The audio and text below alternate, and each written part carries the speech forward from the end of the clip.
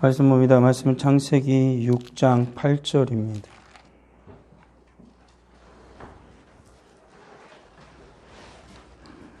창세기 6장 8절.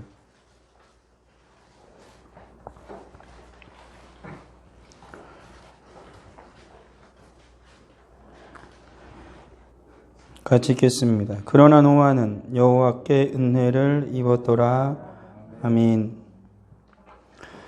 오늘 말씀, 이 말씀 우리가 한참 전에 말씀을 나눴던 말씀입니다.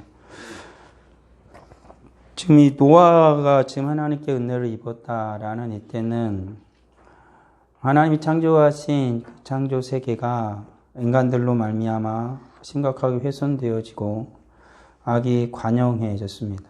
하나님께서 차마 그대로 볼 수 없는 그 지경에까지 이른 것이죠. 하나님께서 선하게 창조했던 그 모든 것들을 첫조상 아담이 범죄함으로 말미암아 점점 훼손되어지고 그 파괴의 속도는 인간이 많아질수록 더욱더 심해졌던 것입니다.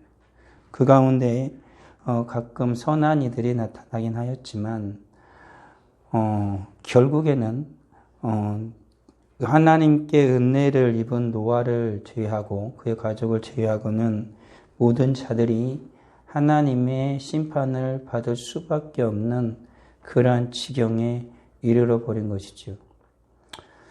오늘날과 같은 우리의 상황도 이와 그리 멀지 않다고 생각을 합니다. 우리나라 대한민국도 하나님께서 사랑하셔서 세상에서도 알지 못하는 그 낯선 조선 땅에 하나님께서 은혜를 베풀어 주신 것이지요.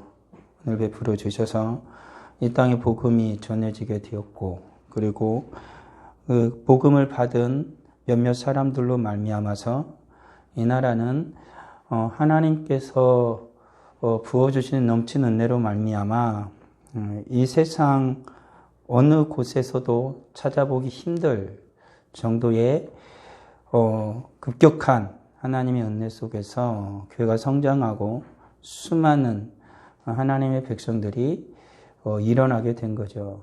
그게 바로 우리가 사는 이 나라가 된 것입니다.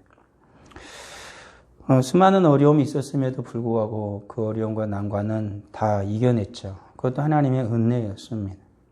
근데 오늘날에 또 여전히 다가오는 수많은 위협 가운데에 우리가 하나님의 은혜 안에 거해함에도 불구하고 그러지 못한 행보를 보이는 이들이 종종 있습니다.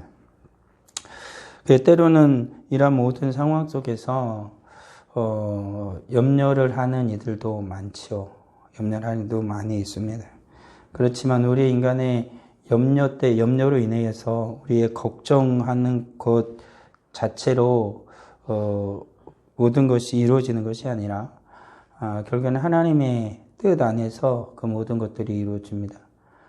그러기에 이 땅을 살아가는 우리들은 이 노아의 시대에 모든 것이 다 사라져야만 했음에도 불구하고 그 가운데 하나님의 은혜를 입은 노아처럼 이 모든 어려운 상황 가운데에 하나님의 은혜를 우리가 입는다라면은 이 세상의 어떠한 것도 결코 하나님의 교회와 하나님의 사랑하는 가정과 하나님의 사랑하는 자녀를 하나님은 잃지 않을 것이고 하나님께서 반드시 보호해 주실 것이라는 사실입니다. 그러기 오늘날 살아가는 우리들이 적극적으로 하나님 앞에 간구할 것 중에 하나는 뭐냐면 하나님께서 우리에게 은혜를 주시기를 간절히 소망해야 한다라는 사실입니다. 오늘날을 살아가는 우리들에게 이 세상이 생겨나고 나서부터 항상 그러했던 것처럼 하나님의 은혜가 있지 않으면 결코 이 땅에 어떤 것도 존재할 수 없다는 사실을 우리는 잊어서는 안 되는 것이죠. 하나님께서 세상을 만들시고 창조하시고 그냥 내팽개친 것이 아니라 하나님께서는 그 모든 것을 다스리십니다. 하나님께서는 어느 것 하나 소홀히 대하는 법이 없으시고 하나님의 그 능력으로 모든 것을 하나님께서 다 하나하나 다스리고 계시는 것이죠. 주님께서 말씀하신 것처럼 들에 있는 풀 하나도 하나님께서 입히신다. 먹이시고 입히신다. 하늘을 나는 새 한 마리도 하나님이 먹이신다. 라고 성경 분명히 말하고 있다는 사실입니다.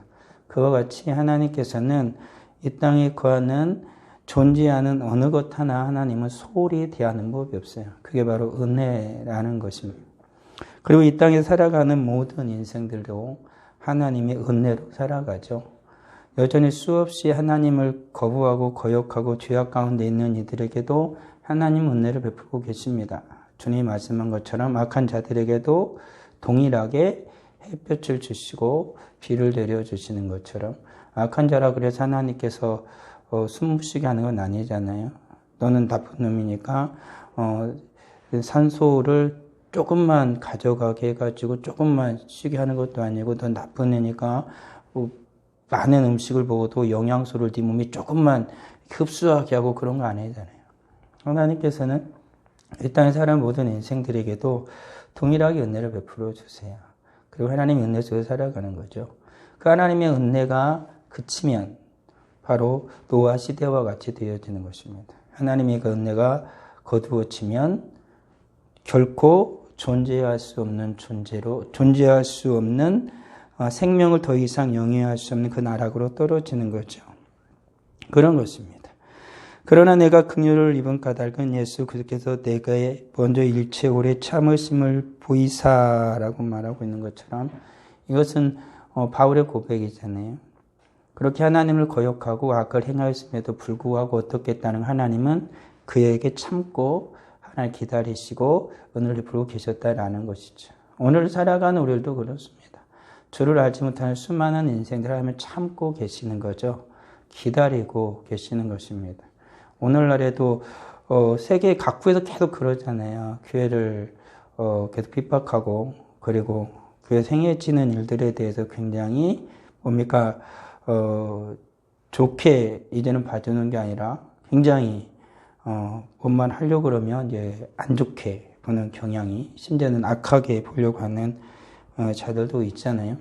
그런 상황 속에서도 하나님은 참죠. 하나님은 참고 계시는 거죠. 참으시는 이유는 이렇게 나왔죠. 주를 믿어 영생 얻는 자들에게 본이 되게 하려 하심이라 라고 말하고 있는 것처럼 하나님께서 바울을 그렇게 오래 참으시고 그를 하나님께서 구원하신 것은 이후에 영생을 얻을 자에게 본이 되게 하기 위함이다라고 말한 것처럼 지금도 하나님이 그렇게 오래 참고 계시는 이유는 뭐냐면 그들로 하여금 하나님 앞에서 다시 돌아오게 하기 위한 하나님의 은혜의 방편이 되어지는 것이죠. 은혜가 되어지는 것입니다. 구원받은 성도들에게도 하나님 여전히 베풉니다. 오늘날같이 지금 예배하는 자들에게 그리고 하나님 앞에 기도할 때에 그리고 하나님의 복음을 전할 때에 하나님은 그들에게 은혜와 능력을 함께 부어주시는 것이죠. 예배하는 우리들에게 하나님의 은혜를 베풀어 주지 않으면 우리는 아무것도 아닙니다. 많은 사람들이 수십 명으로부터 시작하여 수백 명, 수천 명, 수만 명, 수십만 명이 다 모여가지고 하나님을 예배한다고 할지라도 하나님의 은혜가 부어지지 않으면 그것은 인간의 헛된 어리석은 짓에 불과한 것이지요. 마치 모세가 시내산에 올라갔을 때 금송아지 만들어가지고 이스라엘 모든 백성이 그 아래에서 금송아지 앞에 춤을 추던 것처럼 어리석기 그지없는 것입니다. 이사야 시대에 수많은 이스라엘 백성들이 하나님을 예배한다고 성전에 왔지만 하나님의 평가는 마당만 받고 가는 그러한 어리석은 자들에 불과했던 것입니다. 수많은 기름을 드리고 수많은 진성을 드렸지만 하나님은 그러한 냄새조차 맡기 싫다라고 하나님은 거부하셨다라는 것이죠. 그러니까 오늘날 예배한 우리들에게 정말 필요한 건 뭐냐면 주님의 은혜입니다. 하나님의 은혜를 입어야 우리의 예배가 온전한 예배가 되어지는 것이고 예배를 드릴 때 하나님의 은혜를 베풀어 주셔야 우리의 삶이 하나님 앞에서 또한 온전해지게 되어지는 것이죠. 기도하는 자에게 하나님 은혜를 반드시 베풀어 주십니다. 기도는 은혜의 방편이기 때문에 하나님 앞에 우리는 기도를 통해 하나님이 은혜를 받게 되어집니다. 그렇지만 기도라는 것은 어떻게 보면 굉장히 쉽지만 한편으로는 또 결코 쉽지 않은 것이라고 볼 수 있습니다. 주님께서 말씀한 것처럼 이방인처럼 중언부언하고 오랜 기간 기도하는 것 자체, 그것 자체가 주님은 기도라고 하지 않았습니다. 정말로 주님께서는 우리의 마음을 미리 아셔서 구할 것을 미리 아시는 주님이다라고 말씀을 했습니다. 그래서 로마서에도 말하고 있는 것처럼 성령 안에서 기도하기를 주님은 원하시고 계시는 것이죠. 그러니까 우리들이 늘 주님의 하나님 앞에 온전한 기도를 드릴 수 있는 것은 뭐냐면 우리가 예배도 그런 것처럼 예수 안에 사는 것처럼 하나님 은혜로 임해서 우리가 기도도 그런 것입니다. 예수 그리스도의 이름으로 하나님의 은혜를 힘입고 성령의 도움을 받아서 하나님께 구해야 되는 것이죠. 그러니까 우리들의 그러면 내 마음에 있는 것을 구하면 안 되는 거 아니 그게 아닙니다. 내 마음에 있는 것을 성령의 인도하심을 따라 하나님께 구하는 것입니다. 우리들이 구하는 것들은 우리들의 필요를 구하잖아요. 주님께서도 말씀하신 하나님의 영광을 위해서 구하지만 우리에게 일용할 양식을 위해서 우리가 죄를 짓지 않도록 우리를 지켜주시고 하나님께 기도하잖아요. 우리의 필요를 위해서 기도하잖아요. 성경에서 수없이 우리로 하여금 하나님께 기도하라고 요청하고 있죠. 저번 주에는 시험에 들지 않도록 하나님께 깨어 기도하라고 주님께서 말씀하고 요청하고 있다는 거예요. 그러니까 우리는 이 땅에서 하나님이 온전한 백성으로 살아가기 위해서 우리는 하나님 앞에 기도해야 돼요. 우리의 영혼을 위해서, 우리의 마음을 위해서, 우리의 필요한 물질과 자원을 위해서, 자녀를 위해서, 사업을 위해서, 이 나라를 위해서 우리는 하나님 앞에 기도해야 돼요. 그 모든 것들이 어떻게 해요? 성령 안에 성령의 인도하심을 따라 진정 하나님의 거룩한 백성으로 진정으로 하나님 앞에 드려지기 위해서 우리는 간절히 구해야 한다라는 것이죠. 그것이 우리는 분별하기가 어려울 수도 있어요. 이것이 나의 욕심인지 이것이 정말 주님의 뜻인지 그것 우리는 분별하기가 굉장히 어려운 상황에 처하기 때문에 성령 안에서라고 말을 하고 있는 거예요. 성령께서는 결코 우리로 하여금 그릇되게 거짓되게 하나님께 구하지 않게 하실 것이기 때문에 그렇다는 것입니다. 인간은 쉽게 속을 수 있거든요. 우리는 쉽게 속을 수 있어요. 똑같은 것을 보고 나서 똑같이 어떤 이들은 뭡니까? 그것이 나쁘다라고 얘기할 때 어떤 이들은 정말로 공익을 위해서라 그렇게 말할 수 있는가 하면 어떤 이들은 자기의 살이 사욕 때문에 말할 수도 있잖아요. 똑같이. 그런 것이죠. 주님 앞에서 구할 때도 그런 거예요. 그렇기 때문에 우리가 진정 하나님의 거룩한 뜻을 안에서 구하기 위해서는 철저하게 성령의 인도하심을 우리는 의지해야만 해요. 그것이 우리가 할 수 있는 거예요. 그것 자체도 뭐라는 거예요? 주님의 은혜예요. 주님의 은혜. 주님 은혜를 베풀어 주세요. 기도하는 자에. 그러니까 우리는 기도해야 돼요. 이런 거 저런 것 때문에 기도를 그럼 어떻게 하지? 고민하지 말고 우리는 기도해야 돼요. 기도하는 자에게 주님 은혜를 베풀어 주시고 그러한 이들을 통하여서 하나님은 새롭게 하나님의 뜻을 이루어가기 때문에 그렇죠. 어려운 시기가 되어졌지만 여전히 주님은 주의 복음을 전할 때에 하나님은 은혜를 베풀어 주시는 것이죠. 사도행전에 나오는 것처럼 다 성령이 충만하여 담대히 하나님 말씀을 전했다라고 말하는 것처럼 주님의 은혜를 힘입는다. 그리고 주님께서 은혜를 부어주게 되어지면 주님의 복음은 전해지게 되어지는 것입니다. 그러니까 이와 같이 하나님은 모든 자에게 은혜를 베풀어 줘요. 그래서 그 은혜는 은혜를 받기에 합당한 자에게 거기에 알맞게 주님은 은혜를 부어주신다는 사실을 잊어서는 안 돼요. 하나님께서 은혜를 베풀어 주시는 게 그런 것입니다. 은혜를 거부하는 자들, 그렇게 하나님의 은혜를 베풀어 줌에도 불구하고 하나님의 은혜를 거부해요. 이 땅에 예수님께서 오셨지만은 이 땅에 있는 하나님 예수님께 자기 백성들을 어떻게 했다고 말해요? 그 예수님을 거부했다라고 말합니다. 그리고 우리가 복음서에서 알 수 있듯이 어떻게 했습니까? 그 예수 그리스도를 십자가에 못 박아 죽이죠. 왜 인간이 하는 거예요? 하나님이 그들을 이 은혜를 베풀기 위해서 은혜의 화신이 사랑의 화신인 예수가 와도 인간들은 어떻게 해요? 죄악된 인간들은 그 은혜를 은혜로 알지 못하는 거야. 그래가지고 그 예수를 못 박아 죽이려고 달려들죠. 이게 일반인들의 모습이 되어지는 거예요. 그러니까 은혜의 화신인 예수가 와도 사랑의 화신인 예수가 왔을 때 하나님이 은혜를 베푼 인간은 그 은혜를 받아요. 그렇지만 하나님께서 하나님 베푸신 은혜를 받지 못하는 자들은 은혜를 거저 던지게 되는 거죠. 여기서 제가 말씀드린 것처럼 은혜는 그래서 나뉘는 거예요. 은혜는 나뉘는 거죠. 특별한 은혜를 받는 자들과 일반적으로 하나님 다 은혜를 베푸는 인간들은 달라져요. 그러니까 모든 인간들에게 하나님 일반 은혜를 다 베풀어 주죠. 그러니까 생각하고 사고하고 먹고 열심히 노력해서 자기 나름대로의 삶을 꾸려가요. 그렇지만 특별한 은혜를 받지 못하면 어떻게 될까요? 자기 영혼은 어떻게 돌보지 못하는 인생이 되어지는 것입니다. 그게 차이가 생기는 거예요. 그렇기 때문에 예수 그리스도가 왔을 때 모두 다 하나님의 여전히 일반의 은혜를 다 베풀어줘요. 그렇지만 특별한 은혜를 받지 못하면 그 예수를 어떻게 해요? 십자가에 못 박아 죽이려고 달려든다라는 것이죠. 오늘날의 세상도 그런 거예요.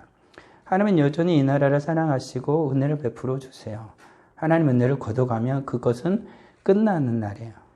은혜를 베풀어 주죠. 그렇지만 하나님 특별한 은혜를 받고 살아가는 이들은 어떻게든 예수 그리스도 섬기고 주님의 뜻대로 살아가기 위하여서 모든 노력을 다 기울이지만 그렇지 않은 이들은 어떻게 해요?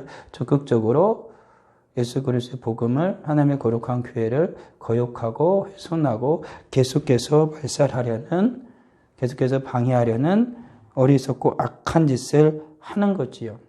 그러한 이들 가운데 하나님께서는 여전히 하나님의 말씀을 전하라고 하십니다. 그렇지만 어떻게 합니까? 하나님의 말씀을 안 듣죠. 하나님의 말씀을 안 들어요. 은혜를 없는 자들은 아무리 좋은 말씀을 전해도 하나님의 말씀을 거부한다라는 것입니다. 너희가 듣기는 들어도 깨닫지 못할 것이요 보기는 보아도 알지 못하리라 라고 하신 것처럼 그런 것입니다. 정말 어리석은 거죠. 정말로 영원한 생명을 얻는 그 길을 알려주지만 정말로 하나님의 복된 삶을 살아가는 그 길을 알려주지만 진정 하나님의 은혜를 받지 못한 자들은 거부하고 거역한다라는 것입니다. 희한한 것이죠. 그러니까 이것이 주님의 은혜를 받지 못하면 인생은 어쩔 수가 없는 거예요. 이게 인간의 한계예요. 인간이 굉장히 똑똑하고 굉장히 지혜롭고 굉장히 대단한 것 같지만 인간은 그렇게 대단한 존재가 아니라는 거 우리는 많은 곳에서 또한 알 수 있는 것이거든요. 그러니까 하나님의 은혜가 보지 못하면 하나님의 말씀을 전해도 결코 들으려 하지 않는 것입니다. 거역하는 것이지요. 하나님의 말씀을 거부하는 것입니다. 그리고 그들은 어떻게 될까요? 세상을 더 사랑할 수밖에 없는 거예요. 마치 하나님께서 노아를 통하여서 방주를 지으라고 할 때 방주를 그렇게 오랫동안 지었음에도 불구하고 사람들은 그걸 보면서 뭐라고 말해요? 어리석고 미련한 이라고 다 조롱했을 것이 분명해요. 마지막 하늘에서 비가 내리고 하늘에 궁창이 열리고 땅이 터져가지고 물난리가 날 때 그때에서야 인생들은 알았겠지만 방주의 문이 닫힌 다음에 들어갈 수가 없잖아요. 짐승들도 하나님의 은혜를 입어가지고 다 방주로 들어오는데 인간은 안 들어가요. 사람은 안 들어간다고. 그러니까 이게 참 인간의 어리석음은 여기 있는 거야. 정말 지혜롭고 똑똑한 것 같아도 짐승도 알아서 기어가지고 살라고 기어 가고 걸어가고 그래가지고 사는데 인간은 마지막 주님 오실 때까지 비가 내릴 때까지 마지막 홍수가 내릴 때까지 성경에 있는 그대로 술 마시고 결혼하고 춤추고 놀다가 죽임을 당하는 것이지. 결국 멸망을 당하는 것입니다. 여전히 세상에서 푹 빠져서 세상을 사랑하면서 살아가는 이들이 되어지는 것이죠. 그러니까 하나님의 은혜를 흡족히 받아서 살아가는 이들과 그렇지 못한 이들은 은혜를 거부한 채 살아가는 이들의 삶은 갈릴 수밖에 없는 거예요.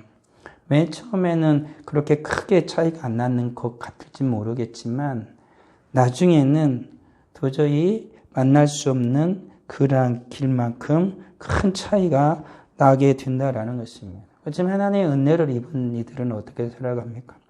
하나님 앞에서 의로운 삶을 살아가죠. 욥처럼. 정말 하나님께서 보시기에 너무 아름다웠던 욥의 삶 아닙니까? 그러니까 하나님의 백성들이 살아가는 삶이 정말 주님의 은혜 가운데 살아가면 이와 같이 살아가는 것이지. 하나님 마귀가 왔을 때도 그에게 하나님께서 자랑을 했다라는 것입니다.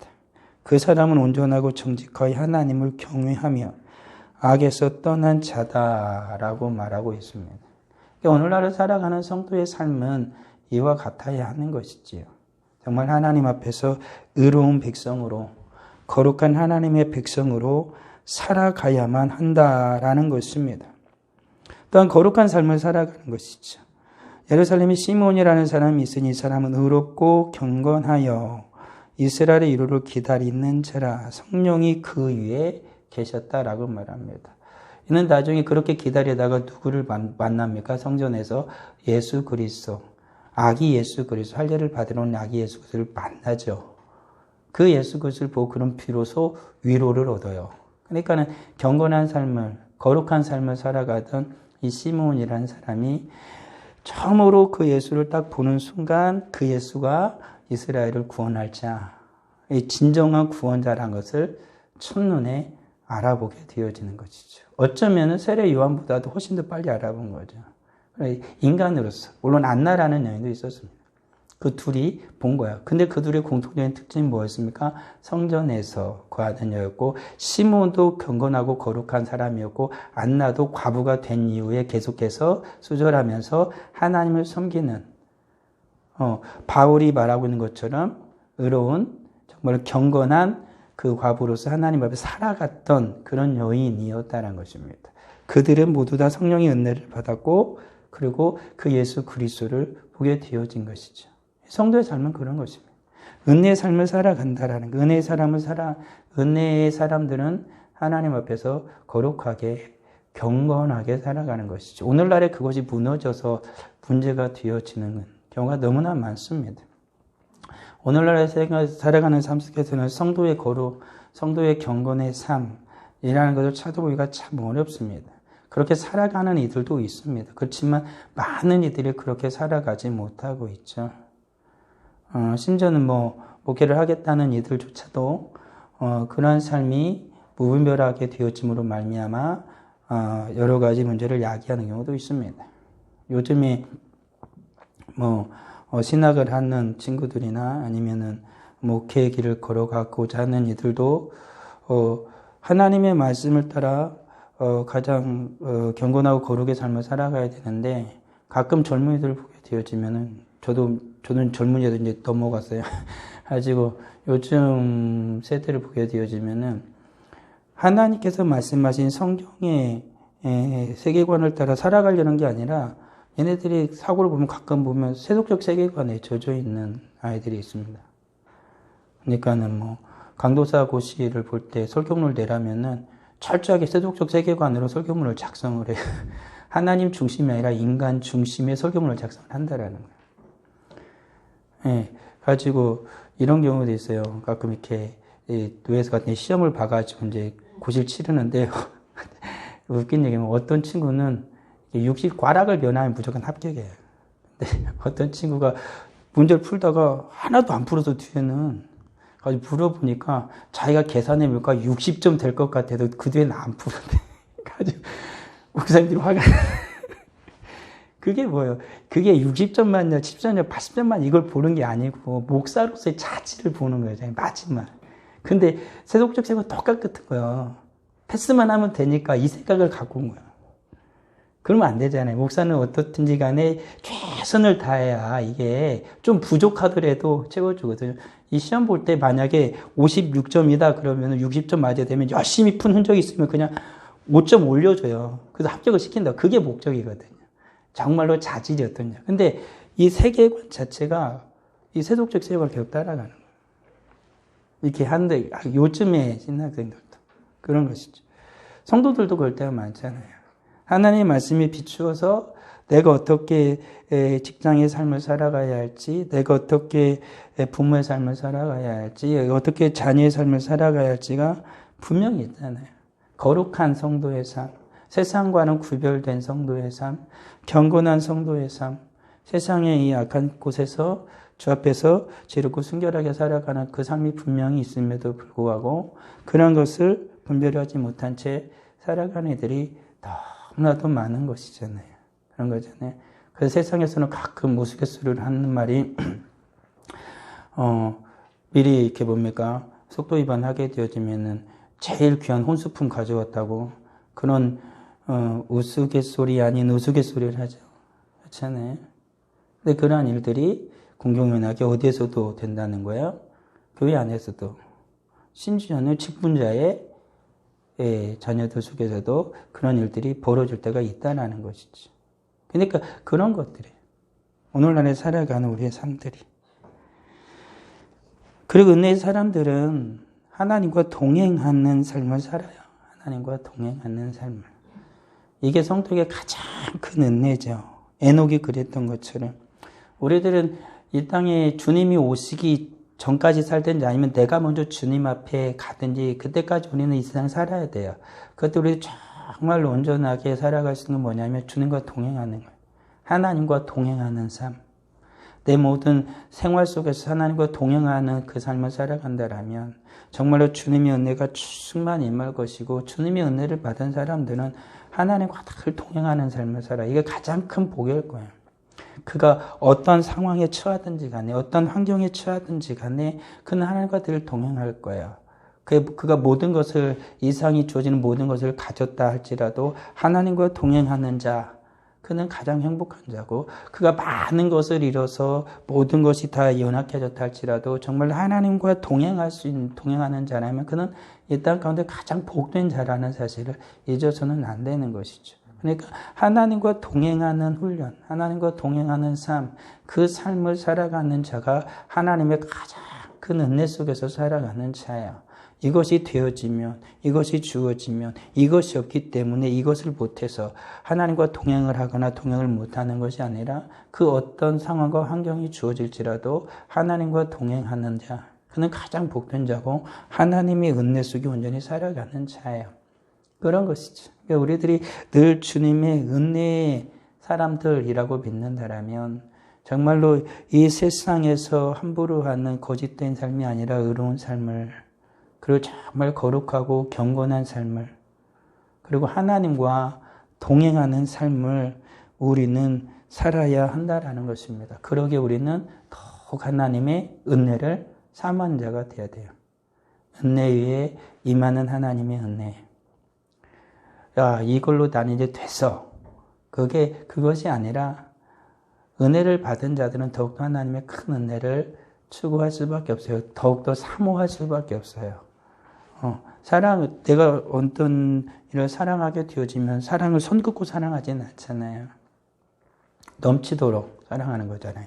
하나님 은혜도 그런 거예요. 은혜를 받아본 자는 끊임없이 하나님의 은혜를 추구해요. 하나님의 사랑을 받아보니는 끊임없이 하나님의 사랑을 추구해요. 그것이 우리가 살아가는 삶이 되고 우리가 하는 일들이라고요.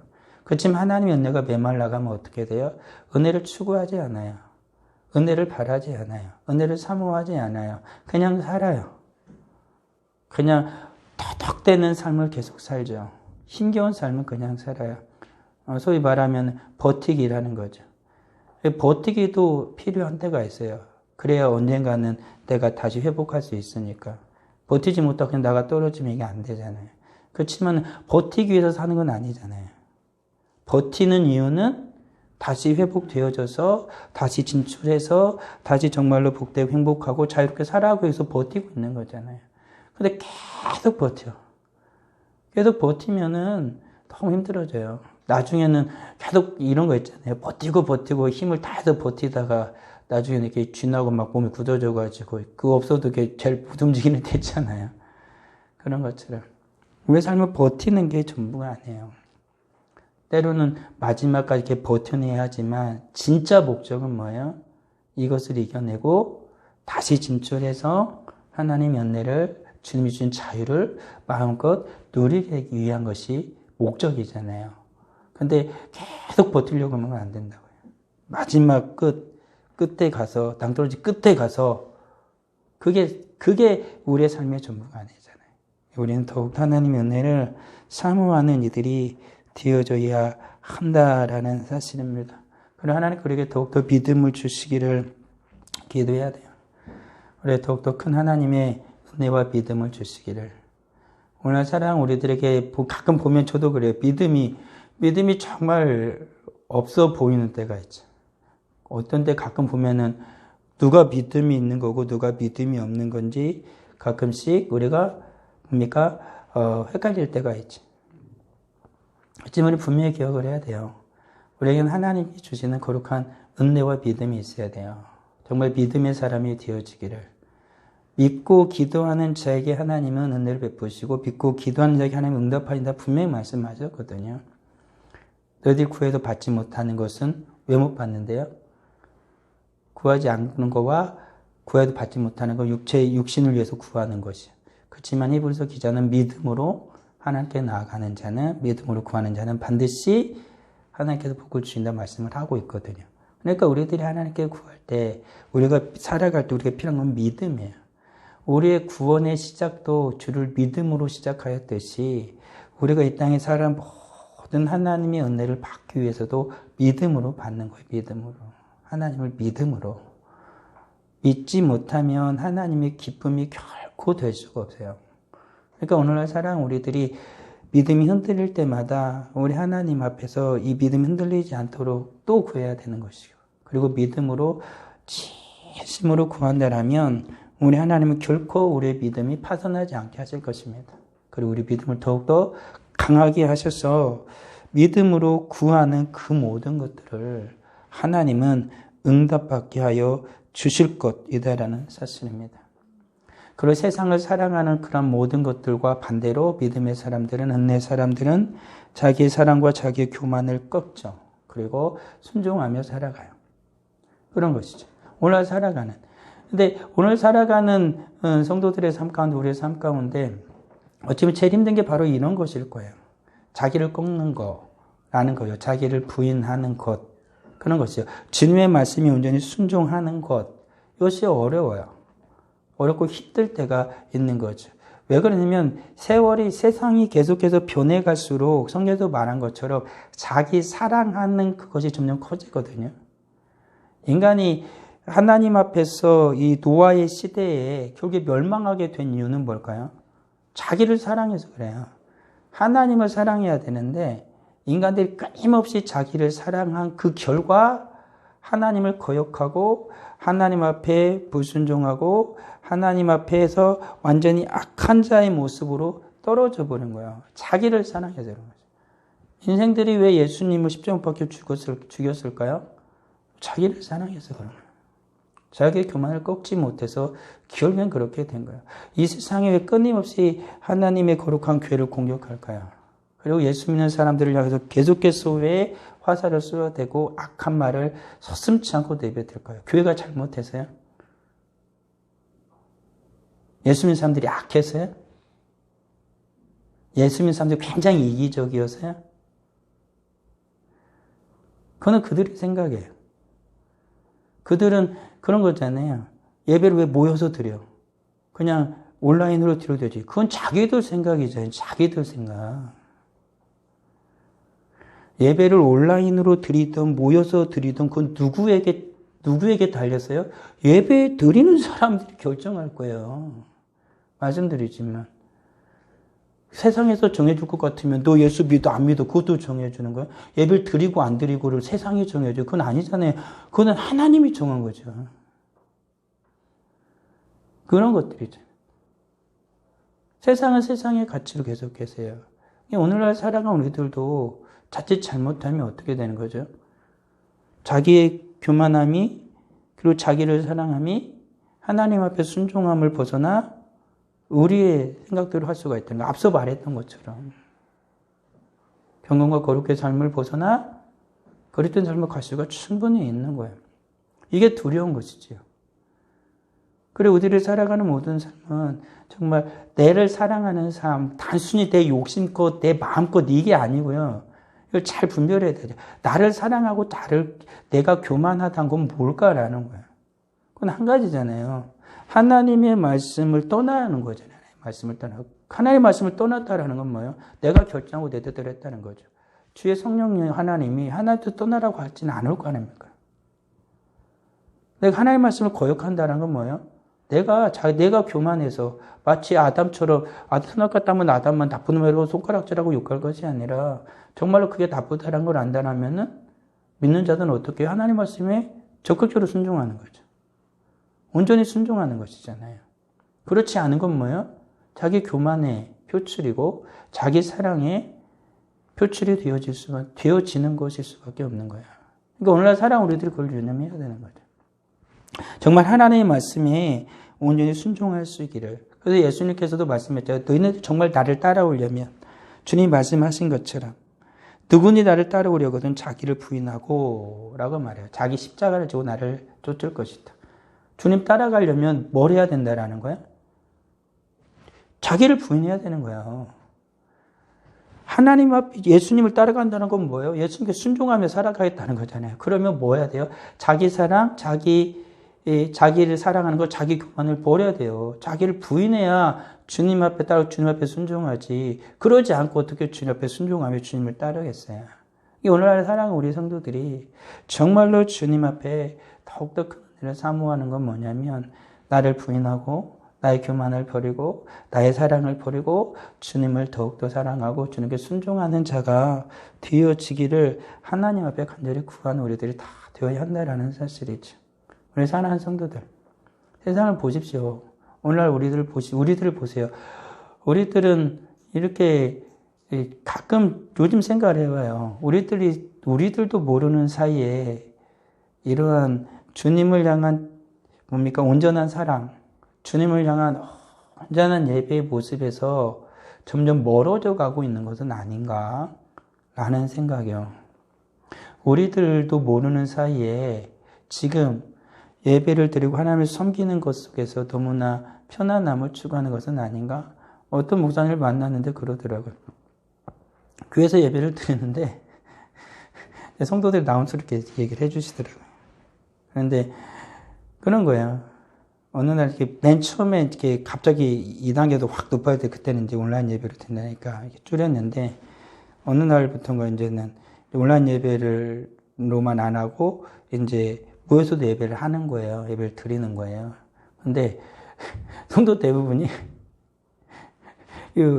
핸드폰을 켜고 있는 이렇게 숫자가 이렇게 대조해서 나오는데 이 핸드폰으로 보고 있는 성도 숫자가 훨씬 많은 때가 많은 거예요. 안 나오고. 그래서 한 번은 얘기 안 되겠다 싶어서 다 나오라고 한 적이 있어요. 막 나가자 이제는 조용히 해서 나가자. 근데 그때만 반짝 나오고 또 안 나오는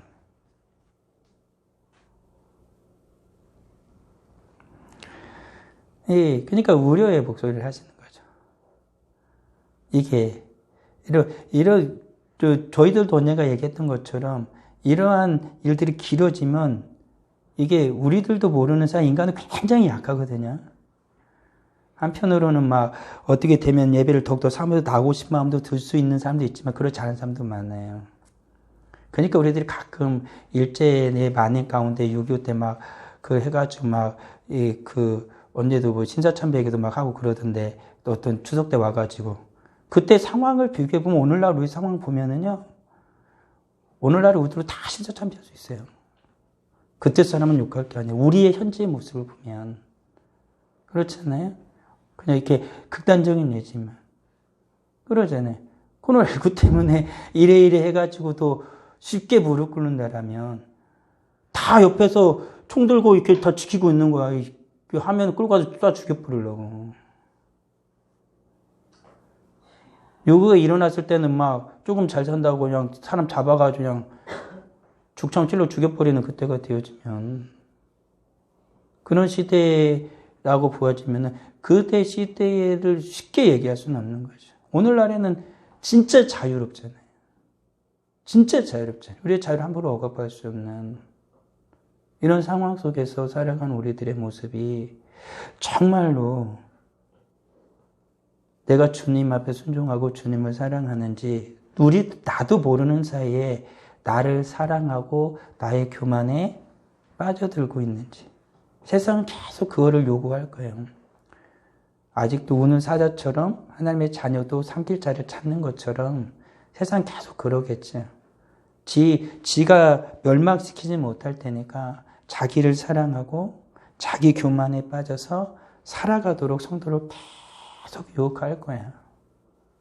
세상은 하나님께 순종하고 주님 앞에서 살아가는 존재가 아니라 우린 그것을 경계해야 되죠.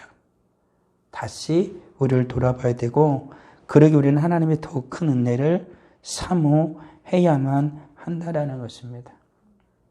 우리는 주님의 은혜로 사는 존재가 됐어요. 그러기 우리는 또다시 어떻게 해요? 주님의 은혜로 계속 살아야지. 오늘도 우리는 어떻게 보면은 한편으로 그렇다고도 할 수도 있고 안 그렇다고도 할 수 있지만 막 적이 화살을 쏴대면 보이는 화살을 쏴대면 어떻게든 버텨낼 거예요. 근데 안 보이게 계속 하면은 우리도 모르는 사이에 무료해질 수 있고 우리도 모르는 사이에 게을러질 수 있고 우리도 모르는 사이에 거기에 젖어들 수가 있어요.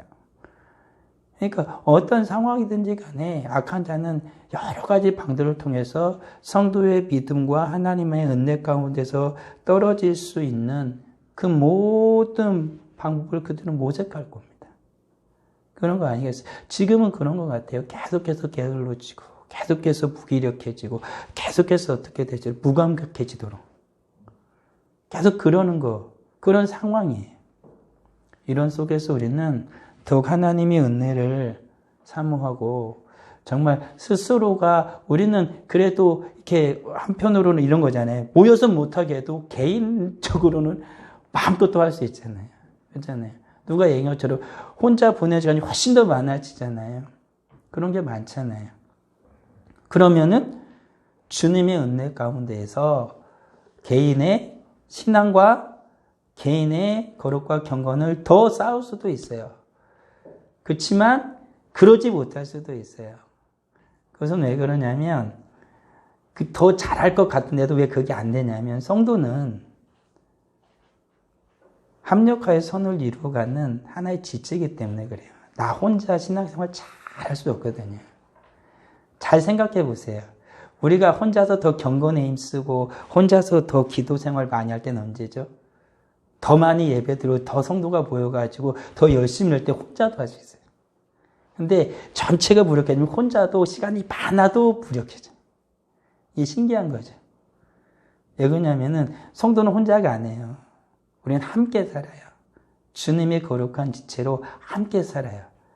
그래서 함께 힘낼 수 있는 것이고 아니면 함께 같이 힘이 연약해지기도 하고 그래요. 그게 우리들의 삶이란 사실을 잊어서는 안 돼요.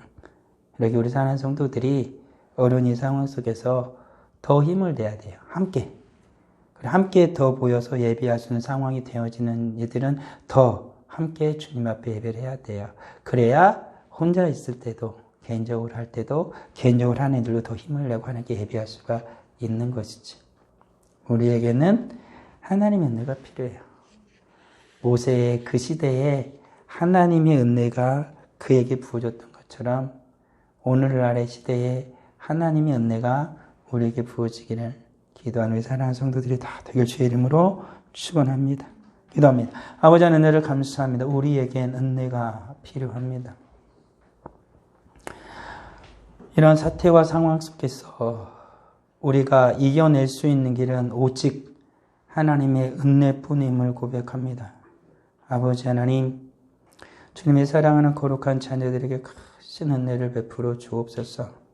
우리가 이 세상의 시험에 빠져들지 않게 하시고 악한 자의 속임에 넘어가지 않게 하여 주옵소서. 이 세상과 악한 자는 여러 가지 모습으로 우리를 유혹하고 현혹합니다. 그렇지만 하나님의 은혜가 우리를 붙들 때에, 하나님의 은혜가 우리 안에 가득할 때에 우리는 그 어떤 것도 이겨낼 수 있음을 믿사오니 아버지 하나님, 우리를 불쌍히 여기시고 긍휼히 여겨주셔서 넘치는 대로 붙드사 이 모든 어려움을 믿음으로 이겨낼 수 있는 주의 복된 성도들, 주의 복된 교회가 되도록 은혜 베풀어 주시옵소서. 하나님 앞에 예배한 귀한 예물을 드립니다. 11조의 예물을 드립니다. 감사의 예물을 드립니다. 성경예물을 드립니다. 구전금을 드립니다. 정한 헌금을 드립니다. 드린 주님의 사랑하는 자녀들 기억하시고 주님께서 이 모든 상황 속에서 어려운 상황 속에서 은혜를 더하시며 또한 100배의 축복으로 복을 내려 주옵시며 하나님 앞에 온전한 모습으로 살아갈 수 있도록 주님 은혜 베풀어 주옵소서. 함께하지 못한 우리 사랑하는 성도들이 있습니다. 주님께서 어느 곳에 있든지 함께해 주시고 또한 영상으로 말씀을 들을 때에 하나님이 은혜 주옵시며 속히 우리 사랑 모든 성도가 함께 모여 예배할 수 있도록 주님 역사하여 주시옵소서. 주님 앞에 감사드리오며 예수님 이름으로 기도합니다. 아멘.